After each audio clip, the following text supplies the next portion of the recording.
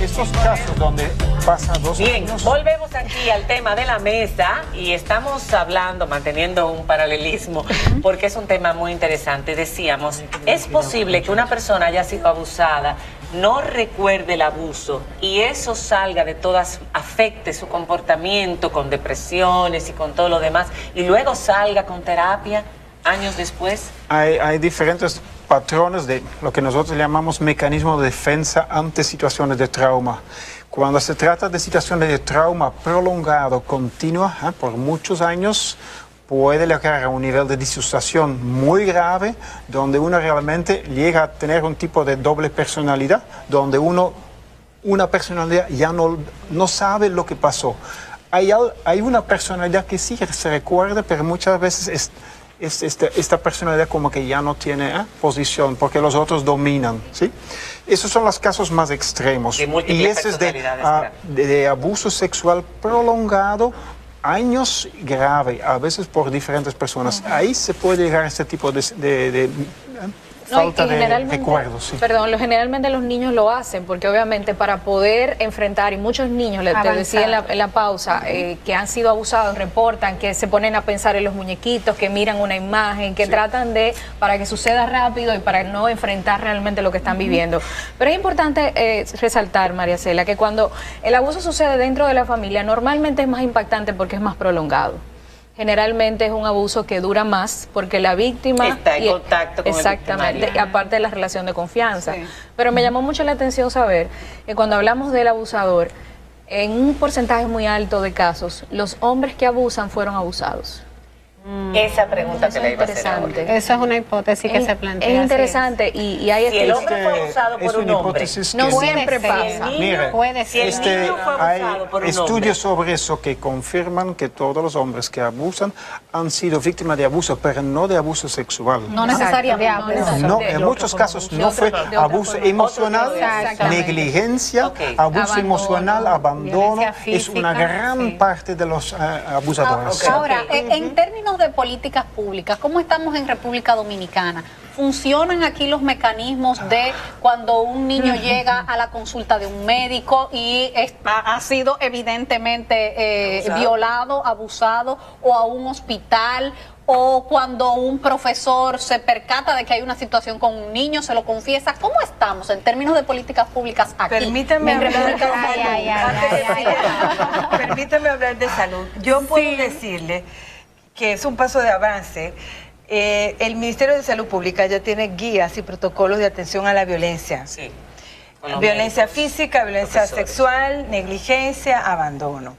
Estamos actualmente capacitando a los médicos, porque los médicos, si no son capacitados, entrenados en detectar violencia y sobre todo abuso sexual, no lo detectan. Y eso no solamente pasa en República Dominicana, eso pasa en el mundo entero. O sea, hay una coordinación con la policía para que en caso de que un médico reciba pueda identificar. Existe un protocolo y los médicos están siendo entrenados. Cuando tú detectas un caso, primero tú tienes la sospecha. Cuando tú confirmas la sospecha, entonces se hace una denuncia.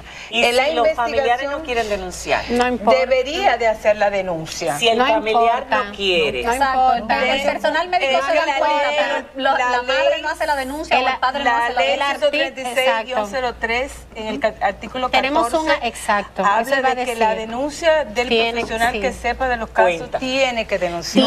No solamente eso, está obligado a denunciar, y si no denuncia puede ser sancionado. Exactamente. Claro que sí. No, prácticamente, claro, la ley lo dice. Pero eso es lo que dice la ley. Pero la denuncia de él es suficiente, aunque el familiar absolutamente. Para procesar a ese individuo. Ahí es importante tener presente que la ley tiene, a propósito de leyes, tiene realmente muchas falencias. No estamos hablando solamente del Código de Infancia, estamos hablando, por supuesto, de una legislación penal que tiene un siglo y algo de antigüedad y que tiene todo, es un montón de remiendos. ¿Qué tiene actualmente la ley para la persona que ha hecho algún tipo de abuso sexual? Y si tiene, me imagino que diferentes tipos de pena.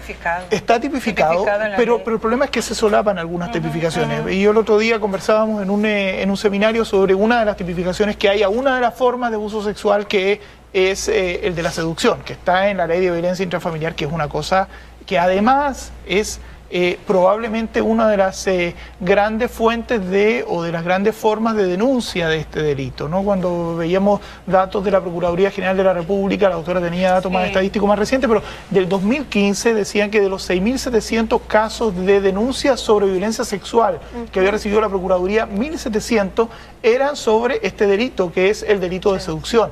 Y ese delito de seducción es un delito que solo afecta a las niñas, o sea, solamente pueden ser las niñas, pero que, digamos, puede ser acordado por los padres, o sea, puede ser resuelto en el ámbito judicial. En la privacidad, claro. Claro, entonces no es un delito realmente que... Cuando vemos en la práctica, las leyes tienen bastante claro de identificado las tipificaciones y el Ministerio de Salud tiene ahora herramientas. El Ministerio de Educación también tiene un protocolo. Lo que vemos de la práctica es que estamos en el inicio de la implementación porque en la gran mayoría de los casos no inclusive muchas veces no se identifica y cuando se identifica tampoco se denuncia por toda la dificultad. Quiero decir algo antes de que la mesa termine. Recordemos que cuando se ponen denuncias, este menor de edad es evaluado por un ginecólogo forense, el cual emite un certificado médico legal, que es una evidencia importante en este tipo de cosas. ¿Por qué? Porque no hemos topado con la sorpresa de que tiene una enfermedad de transmisión sexual. De repente la niña va... evidencia que eso no puede haber. Me explico, entonces... ¿Y qué pasa cuando no ha habido una penetración? Eso más se voy a preguntar. Cuando no ha habido... ¿Cómo se demuestra? Es que hay relaciones no penetrativas, relaciones penetrativas. Pero ¿cómo lo demuestran? Si han hecho que el niño le haga sexo oral al adulto, por ejemplo, que utilizan muchas veces los niños para eso, y no hay evidencia en el cuerpo de la criatura. Nosotros hicimos una jornada de Monteplata una vez, y una niña, a nosotros nos llamaron porque había una niña con verrugas en la garganta. Pero si la niña no... Bueno, pero para eso está el expertise psicológico. Pero también, desde el punto de vista diagnóstico, la guía que nosotros se elaboraron en salud pública, hay una serie de diagnósticos que son indicativos de abuso sexual. Un embarazo en la adolescencia temprana, niños o niñas con infecciones de transmisión sexual, evidentemente, inclusive que tú puedes aislar el germen. Eso es abuso sexual sí o sí, o sea, hay evidencia con alta especificidad, pero la mayor parte de los abusos que no son así, porque no hay pruebas, son la mayoría no hay pruebas muy claras. Eso que yo decía y ahora, muchas veces se caen. de poner a un niño a practicarle sexo oral a un adulto, ese niño, es la palabra del niño, es la palabra del niño, es la palabra del niño. Todo depende de lo que vemos en la práctica, depende mayormente del entorno de la víctima. Si hay en la familia realmente personas muy protectores y llevan el proceso en justicia al fin, se logra, pero en la gran mayoría de situaciones hay muchas dificultades, hay negociaciones indebidas. Yo creo que las cosas hay que partir para terminar con la impunidad, hay que partir incluso por las que son más sencillas. O sea, el otro día comentábamos un caso de una niña de 12 años que tuvo un bebé de un señor de 60 años. No se necesita hacer un examen ginecológico. Claro que no. Por Dios. Basta con una prueba de ADN del padre de la niña y se acabó. Ahí tenemos el dato objetivo. Pero la puede decir que el año pasado, en un proyecto que tenemos con un hospital, una maternidad infantil, donde el año pasado había 2.730 y pico adolescentes que dieron luz. De esto hay un promedio de la edad de diferencia era de 5 años, era de 8 años de diferencia. De estos casos, de los 2.700, ningún caso fue denunciado. Y según la estimación, por lo menos 1.000 Pero por eso pregunto lo del según la ley, por eso tipificaron por abuso. Porque una niña de 13 años llega a una maternidad a parir, ¿no está obligado ese personal de salud a reportar ese caso a las autoridades? Lo que estamos justamente es haciendo las capacitaciones del personal para hacer la identificación y hacer la denuncia. Lo que hemos encontrado es que ciertamente el personal de salud ha sido un poco temeroso para hacer la denuncia, porque realmente no conocía el mecanismo. Entonces, actualmente estamos en ese proceso de capacitación para hacer la denuncia y entonces actuar en Me matan. Tengo que hacer la pausa, es cortitita. Y cuando regresemos, recomendaciones ya para dentro del ámbito familiar, para la familia con relación a sus hijos. Cuando regresemos, después de la pausa.